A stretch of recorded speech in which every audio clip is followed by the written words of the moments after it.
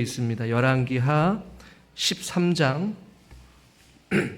20절, 21절 우리 같이 두 절이니까 합독해서 같이 읽겠습니다.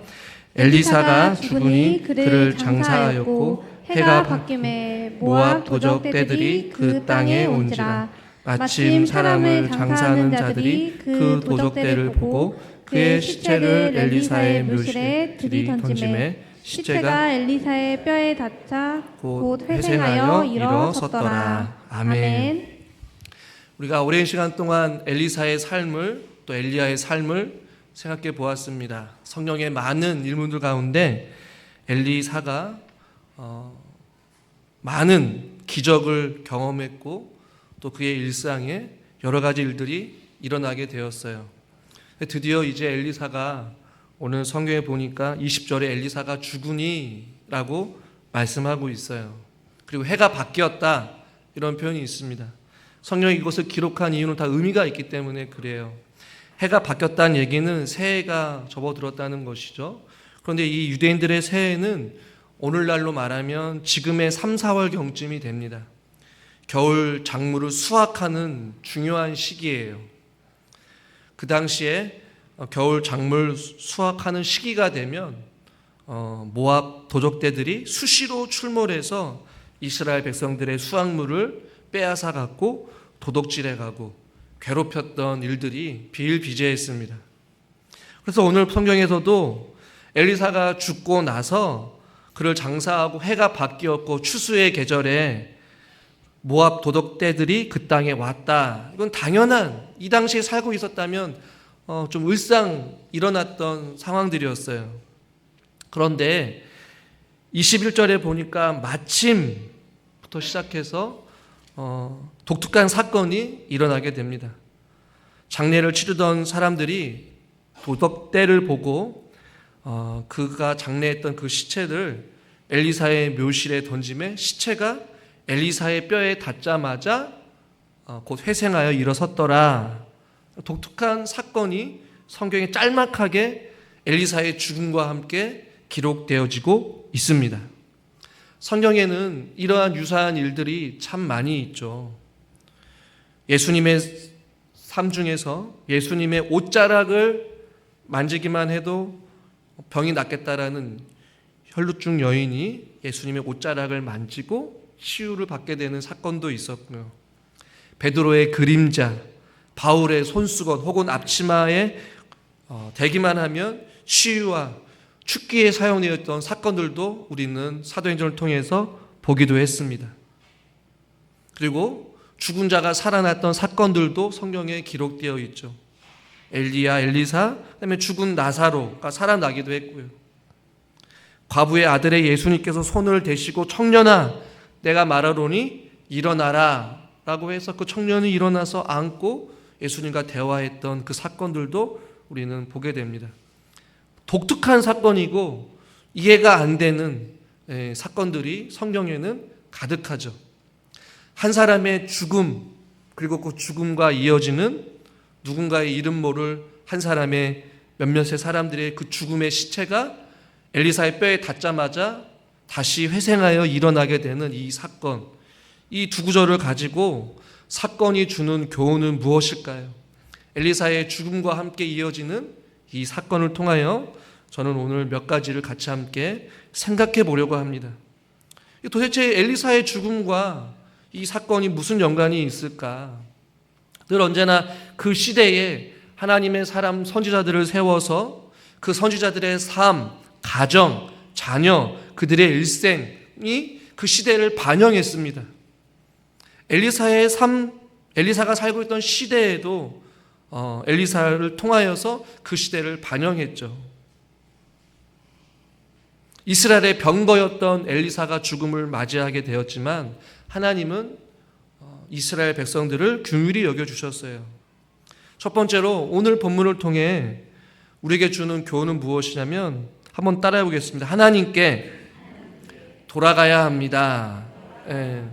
엘리사는 죽었습니다. 이스라엘의 마병이요 병거라고 했던 자칭 이스라엘을 지켜주었던 엘리사는 죽었습니다. 그러나 엘리사를 사용하시고 엘리사와 함께 하신 하나님은 여전히 살아 계신 것이에요. 그러니까 묘실에 던져졌던 그 죽은 시신은 영적인 의미로 산 것처럼 느껴지지만 마치 죽어있는 삶을 살아가고 있는 죽은 이스라엘을 상징하는 것이었어요. 왜 이들이 엘리사의 무덤에 시신을 던졌는지는 우리 성경을 통해서 알 수 없습니다. 굳이 왜 시신을 거기다 던졌을까? 많고 많은 시신 중에 엘리사는 하나님을 대신하는 선지자였습니다. 하나님의 대사였어요. 그리고 엘리사는 하나님의 영광, 하나님의 임재, 하나님의 함께하심을 상징하기도 했습니다. 즉 죽은 시신이 엘리사의 뼈에 닿자마자 살아난 이 사건은 하나님께로 돌아오면 죽은 자도 다시 살아날 수 있다라는 의미를 담고 있는 거예요. 즉 영적으로 죽어있는 이스라엘 백성들이 하나님께로 돌아오기만 한다면 그들은 다시 회생하여 일어설 수 있다라는 사실을 우리에게 먼저 가르쳐주고 있는 것입니다. 엘리사는 죽었지만 하나님은 여전히 이스라엘 백성들을 긍휼히 여겨주시고 그들의 고통을 외면치 않으시고 그들을 지키시고 보호하여 주시는 거예요. 하나님의 은혜와 사랑을 거두지 않겠다라는 것이에요. 많은 사람들이 이스라엘을 향하여서 왕도 그랬고 이스라엘의 병거요 마병이다. 그들은 알았어요. 엘리사 때문에 그들이 살 수 있음을, 승리하였음을. 그러나 궁극적으로 승리의 원천, 생명의 원천, 구원의 소망은 바로 하나님께 있음을 여러분 믿으시길 바랍니다. 엘리사의 뼈에 닿자마자 회생하여 다시 살아났어요. 즉 하나님께로 나아가는 자들에게는 다시 살아나게 되는 놀라운 역사가 일어나게 될 줄 믿습니다. 이 사건은 그래서 먼저는 하나님께 이스라엘 백성들이 돌아가야 됨을 의미하고 있는 것이, 하나님께로 돌아가야 살 수 있다, 곧 일어설 수 있다, 회생할 수 있다, 회복할 수 있다라는 것이에요. 여러분 우리 예수님이 어떤 분이십니까? 길이요 진리요 생명이신, 나는 부활이요 생명이다. 부활의 주님, 생명의 주님, 나로 말모함지 않고서는 아버지께로 나아갈 자가 없다. 그러니까 우리가 살아가야 될 길은 예수님께로 나아가야지만이, 예수님께 붙어 있어야지만이 우리의 영혼이 살 수 있는 것이에요. 예수님은 수고하고 무거운 짐진 자들아 다 내게로 오라, 내가 너를 쉬게 하리라. 내가 너희 안에 거하고 너희가 내 안에 거해야지만이, 나는 포도나무 너희는 가지다. 하나님과 유대적인 관계, 진리 안에, 예수 그리스도 안에 머물라라고 성경은 계속해서 말씀합니다. 예수님께서도 말씀하셨고 바울의 서신서에 보면 예수 그리스도 안에서 예수 그리스도로 말미암아 예수 그리스도께 모든 것이 있다라고 말씀하고 있어요. 오늘 이 죽은 시신이 우연치 않게 엘리사의 묘실에 던져진 것이 아니라는 것이, 뼈에 닿았다라고 의도적으로 강조하고 있어요. 그러니까 하나님의 사람들은 하나님과 연결되어져 있어야 되는, 하나님과 붙어 있어야 되는 것이죠. 하나님과 연합해야 되는 것이죠. 신비로운 연합이라고 이야기를 합니다. 가지가 또 다른 가지에 접목시켜서 잘 붙었을 때 잎사귀를 내고 열매를 맺듯이 우리가 죄와 사망으로 끊어졌지만 예수 그리스도의 보혈로 우리가 하나님과 연합되어지고 하나 되어지고 하나님께 붙어있음으로 말미암아 우리의 영혼이 회생하고 회복되어지고 일어설 수 있는 것이, 이 짧은 두 구절을 통해 첫 번째가 바로 하나님께 돌아가야 살 수 있다는 것을 우리에게 교훈해 주고 있습니다. 자, 두 번째는 본문의 사건은 예수 그리스도에 대한 부활의 상징을 이야기해요. 즉 죽은 자가 회생하여 일어난 사건은 부활을 의미하는 것입니다. 우리도 다시 살아날 수 있다는 것을 보여주는 것이죠. 예수님은 부활의 첫 열매라고 말씀하셨어요. 예수 그리스도의 죽으심이 지닌 부활의 생명에 대한 하나의 예시를 이 성경을 통해서 보여주고 있는 것이죠. 엘리사의 뼈는 생명을 일으키는 그냥 수단이에요. 그것은 바로 십자가의 죽음, 부활하심을 오늘 성경을 통해서 보여주고 있는 것이죠. 예수 그리스도는 십자가에 달려 돌아가셨지만 다시 부활하셨습니다. 그래서 그리스도의 죽음이 나의 죽음이 되고 그의 부활이 나의 부활이 되는 것이에요. 오늘 이 사건은 부활에 대한 의미를 우리에게 교훈해주고 있는 것이죠. 부활을 소망하고 영원한 삶을 소망할 수 있기를 바랍니다. 우리 모두 다 죽음을 맞이합니다. 그러나 이름이 알려지진 이 누군가가 다시 회생하게 되고 일어나는 것과 같이 우리는 죽음 이후에 다른 부활을 맞이하게 될 것이에요. 히브리서 2장 9장 27절 같이 한번 읽겠습니다. 한 번 죽는 것은 사람에게 정해진 것이요 그 후에는 심판이 있으리니. 모든 사람이 죽게 돼요. 그러나 다시 주님의 심판대 앞에 다시 우리는 부활합니다. 누구는 영생의 부활, 천국의 부활, 그러나 누구는 영원한 고통 속의 지옥의 부활을 보게 될 것이에요. 중요한 건 이 사건을 통해 우리에게 부활이 있음을 기억하라는 것이 영적인 의미인 것이죠. 여러분 부활을 믿으십니까? 천국을 소망하십니까? 그럼 이 세상에 우리는 나그네와 같은 삶을 살아가야 되는 것이에요. 오늘 엘리사의 이 죽음 그리고 또 다른 누군가가 살리게 되는 것, 누군가의 죽음으로 인하여서 누군가가 살아나게 되는 것 무엇입니까? 십자가 아니겠어요? 예수 그리스도가 죽으심으로 말미암아 우리가 살게 된 것이었어요. 엘리사의 죽음이 죽음으로 끝나지 아니하고 누군가의 뼈에 닿았을 때에 그가 회생하여 일어선 것처럼 한 사람의 죽음으로 말미암아 모든 사람이 살아나게 되는 예수 그리스도의 십자가의 대속하심과 부활의 능력을 간접적으로 우리에게 지금 말씀하고 있는 것이. 그러니 이스라엘 백성들이요, 엘리사는 죽었지만 그 죽음으로 끝나는 것이 아니라 누군가 그 뼈에 닿았을 때 살아난 것처럼 너희들이 하나님께로 돌아올 때에 하나님 안에 진정한 소망이 있고 하나님 안에 진정한 구원이 있고 소망이 있으니 하나님께로 나아가라. 그래야 너희들이 살 수 있다. 그것을 보여주고 있는 것이에요. 자, 세 번째는 엘리사의 사역은 죽음 이후에도 계속 되어졌다라는 것이죠. 엘리사는 이미 죽었습니다. 그 뼈에 무슨 의미가 있겠습니까? 그러나 그 뼈는 죽었으나 생명을 일으키는 도구로 사용되었어요. 좀 신기하죠? 하나님이 사용할 사람이 없어서 죽어있는 그냥 뼈, 한 사람의 죽음에 있는 그 사람의 뼈를 가지고 사용을 하셨을까? 곰곰이 생각해 봐요. 어떻게 보면 이스라엘 백성들의 연약함을 이야기하죠. 얼마나 하나님께서 사용하실 만한 사람이 없었으면 이미 죽음을 맞이하게 된 엘리사의 뼈를 통해서 일하셨을까? 한탄해야 될 일입니다. 그렇지 않아요? 이스라엘 많은 선지자들이 있었고 많은 사람들이 있었어요.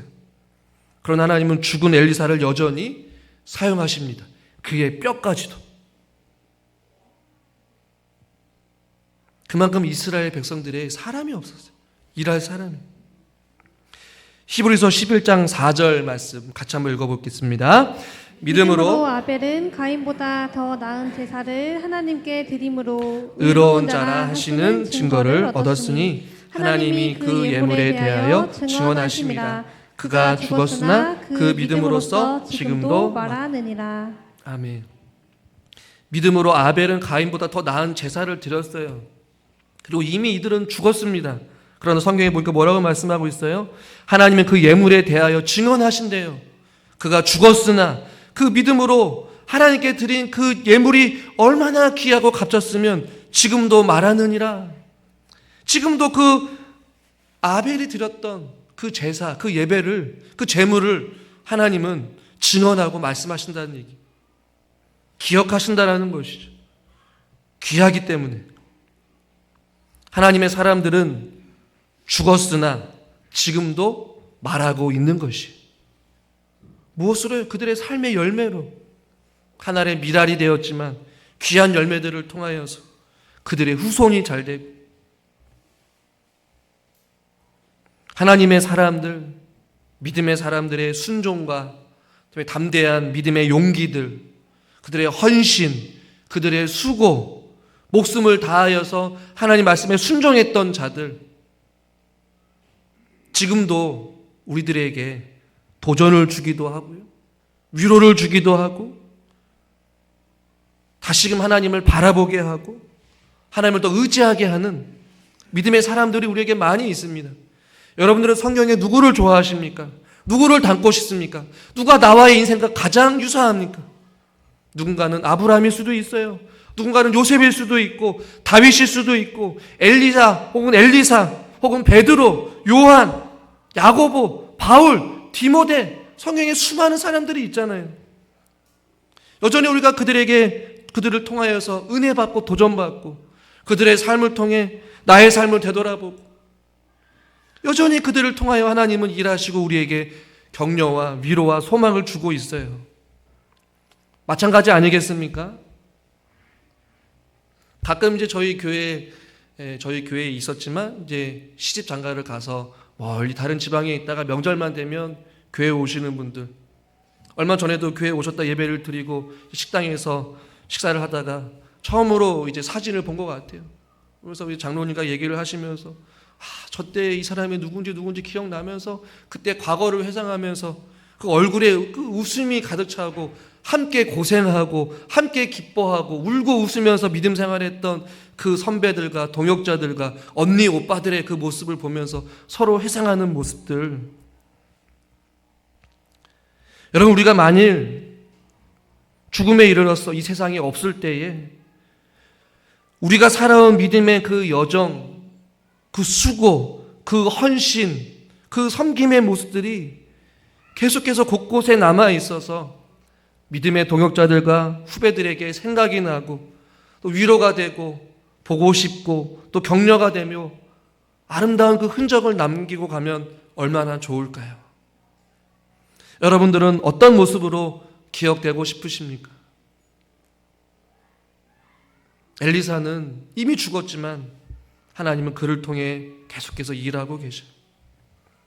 저는 여러분의 삶의 흔적에 예수의 흔적이 남기를 소망하고 그 후에도 여러분들을 그리워하며 여러분들의 기도와 여러분들의 그 찬양과 여러분들의 그 수고와 헌신들이 아름다운 향기로 머물러서 많은 이들에게 기감이 되고 도전이 되고 또 사랑으로 흘려보낼 수 있는 그런 아름다운 인생의 여정이 될 수 있기를 주님의 이름으로 축원합니다. 자, 네 번째는 무엇이냐면요, 인생의 무상함을 깨달았으면 좋겠다라는 것이에요. 말씀을 보시면 여러분, 엘리사는 많은 기적을 행했습니다. 그렇지 않습니까? 그러나 오늘 20절에 그의 인생을 한마디로 요약해요. 엘리사가 죽으니 그를 장사하였고, 그냥 죽었다. 수많은 기적을 베푼 한 시대의 선지자도 죽음 앞에서 아무것도 아닌 것이, 엘리사가 죽으니 그를 장사하였고, 한동안 동안 묵상하면서 결국에는 죽음에서 끝나는 것이 이 땅의 삶을 말이죠. 그러면서 어떻게 살다가 죽을 것인가, 무엇을 하다가 죽기를 원하는가라는 질문을 던져보게 되었습니다. 엘리사는 몸이 연약하고 죽음에 이르렀지만 끝까지 하나님의 사명을 감당하고 하나님의 뜻을 전하면서 그의 인생을 마무리 지었어요. 그리고 하나님께로 간 것이죠. 한번 따라해 보겠습니다. 날 때가 있으면 죽을 때가 있는 법이다. 네. 전도서 3장에 있는 말씀이에요. 날 때가 있으면 죽을 때가 있다라는 것이죠. 전도서 3장 20절 같이 한번 읽겠습니다. 다 흙으로 말미암았으므로 다 흙으로 돌아가나니 다 한 곳으로 가거니와. 아멘. 모두 다 흙으로 말미암아 다 흙으로 돌아가게 되어 있는 것이죠. 중요한 것은 우리가 마지막까지 어떠한 인생을 살아가느냐, 어떻게 살다가 죽느냐, 무엇을 하다가 죽느냐, 무엇을 위해 살다가 죽느냐, 이런 질문이 우리 가운데 있어야 되는 거죠. 주님, 내가 주님이 부르시기까지 나는 주님을 찬양하며 주님을 기도하며 주님을 의지하며 주의 말씀에 순종하며 내가 주님 앞에 나왔나이다.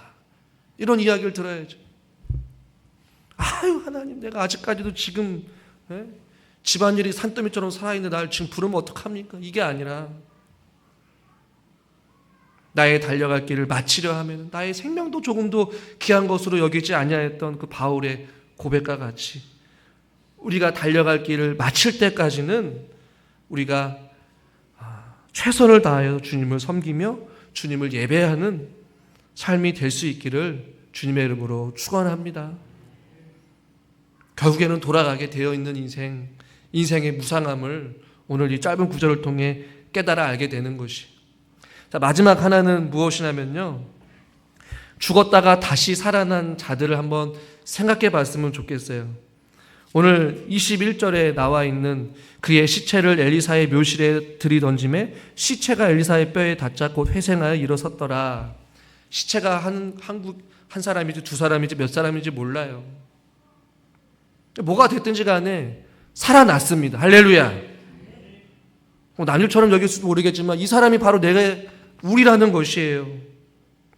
성경은 이 사람이 다시 살아나서 무엇을 했는지, 어떠한 삶을 살았는지 기록되어 있지 않아요. 예수님의 생애를 보면 예수님이 많은 병자들을 고치셨단 말이에요. 누군가는 예수님의 병의 고침을 받고 예수님을 따르는 사람들도 있었어요. 예수님을 섬겼던 사람들도 있었어요. 예수님 앞에 감사한 사람도 있었어요. 10명 중에 1명이. 9명은 떠나갔어요. 찾아오지 않았어요. 성경은 그것을 중요하게 보지 않을 때도 있습니다. 오늘 본문도 마찬가지인 것 같아요. 이들의 삶이 그 이후의 삶에 대해서 기록되지 않고 있지만 우리는 생각해 봐야 되는 것이죠. 다시 살아난 것이 얼마나 큰 은혜인지를 우리는 기억해야 합니다. 아마 가족들을 찾아갔을 것이고 내가 어떻게 살아났는지 주변에 함께 장례를 치렀던 사람들도 증인이었을 것이고 죽었다가 다시 살아났으니 그 사람이 어안이 벙벙했지만 또 다른 삶을 주어졌으니 그 인생을 헛되이 보내지는 않았을 수도 있어요. 혹은 새롭게 주어진 인생이 없지만 여전히 우상을 섬기며 하나님과 상관없는 삶을 사는 사람도 있었을 거예요. 누군가는 후회 없이 다시 주어진 인생이니 최선을 다하여서 감사하며 주어진 새로운 삶을 열심히 살았을 수도 있어요. 이것을 우리에 한번 적용해 봅시다. 저와 여러분들은 허물과 죄로 이미 죽어 있었던 자들입니다. 그러나 예수 그리스도의 은혜로 우리의 영혼이 다시 살아났습니다. 그럼 우리가 어떤 인생을 살아야 될 것인가? 어떻게 살아야 될 것인가? 죽은 자를 살려주시고 새로운 인생을 부여해 주시고 새날을 허락해 주신 그 하나님 앞에 우리가 어떻게 살아야 될 것인지 우리는 고민해야 되는 것이에요. 그리고 인생을 아름답게 써나가야 되는 것이죠. 10명 중에 1명만 찾아와서 주님 앞에 감사의 찬양을 드렸습니다.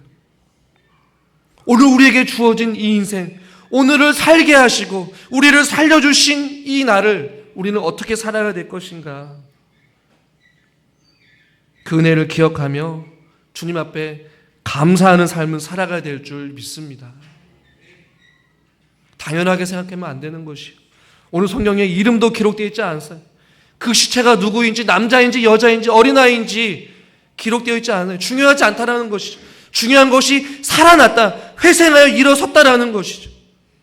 우리들도 회생하여 일어났습니다.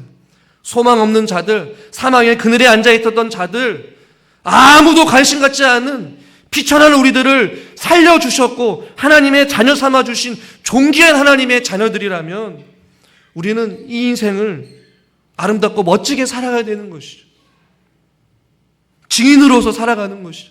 내가 죽어 있었고 소망이 없었고 살아갈 목적이 없었지만 주님이 나를 만나주시고 나를 살려주시고 나에게 사명을 주셔서 부활의 주님을 증언하기 위하여서 오늘을 살게 해주셨구나.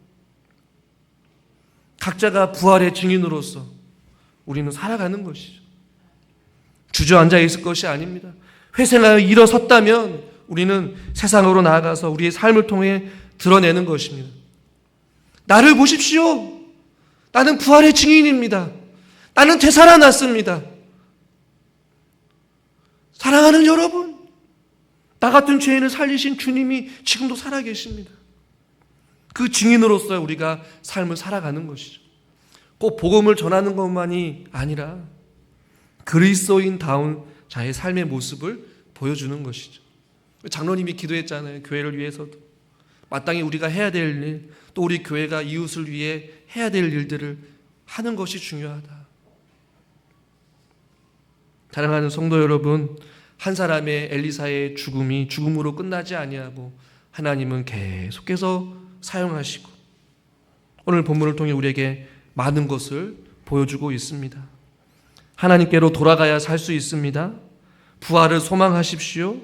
또 우리의 인생의 여정에 머무는 길이 아름다운 그리스도의 향기를 나타내는 삶이 되기를 원하고 인생의 무상함 앞에서 세상의 헛된 것들을 쫓기보다는 영원한 삶을 사모하며 하루하루의 삶을 가치 있고 의미 있게 신실하게 거룩하게 살아가시는 저와 여러분 모두가 되기를 주님의 이름으로 축원합니다.